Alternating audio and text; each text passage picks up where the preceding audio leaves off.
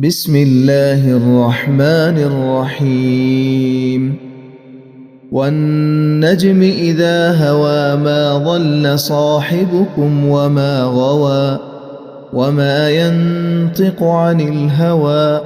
إن هو إلا وحي يوحى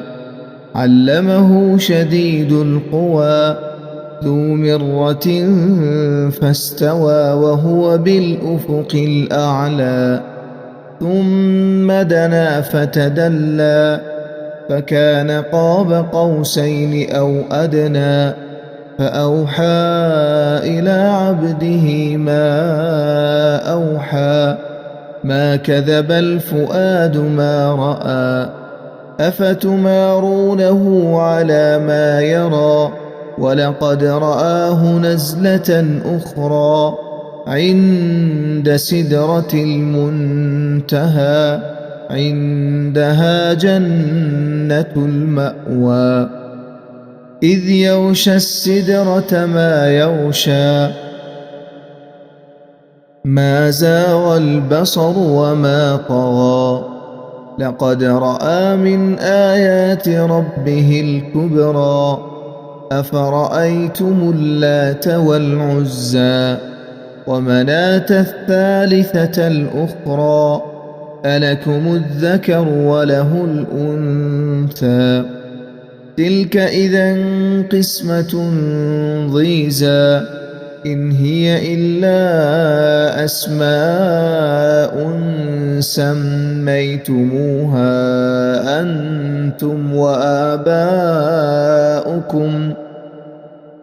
أنتم وآباؤكم ما أنزل الله بها من سلطان إن يتبعون إلا الظن وما تهوى الأنفس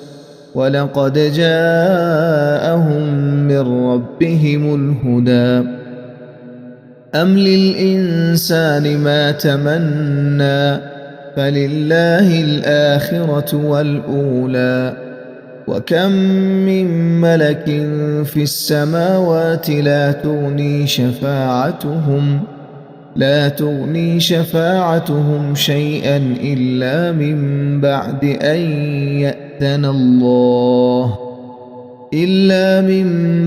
أن يأذن الله لمن يشاء ويرضى إن الذين لا يؤمنون بالآخرة ليسمون الملائكة تسمية الأنثى وما لهم به من علم إن يتبعون إلا الظن وإن الظن لا يغني من الحق شيئا فأعرض عمن تولى عن ذكرنا ولم يرد إلا الحياة الدنيا ذلك مبلغهم من العلم إن ربك هو أعلم بمن ضل عن سبيله وهو أعلم بمن اهتدى ولله ما في السماوات وما في الأرض ليجزي الذين أساءوا بما عملوا ويجزي الذين أحسنوا بالحسنى الذين يجتنبون كبائر الإثم والفواحش إلا اللمم إن ربك واسع المغفرة هو أعلم بكم إذ أنشأكم من الأرض وإذ أنتم أجنة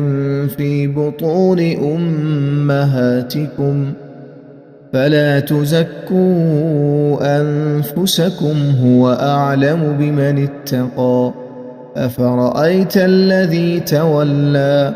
وأعطى قليلا وأكدى أعنده علم الغيب فهو يرى أم لم ينبأ بما في صحف موسى وإبراهيم الذي وفى ألا تزر وازرة وزر أخرى وأن ليس للإنسان إلا ما سعى وأن سعيه سوف يرى ثم يجزاه الجزاء الأوفى وأن إلى ربك المنتهى وأنه هو أضحك وأبكى وأنه هو أمات وأحيا وأنه خلق الزوجين الذكر والأنثى من نطفة إذا تمنى وأن عليه النشأة الأخرى وأنه هو أغنى وأقنى وأنه هو رب الشعرى وأنه أهلك عادا الأولى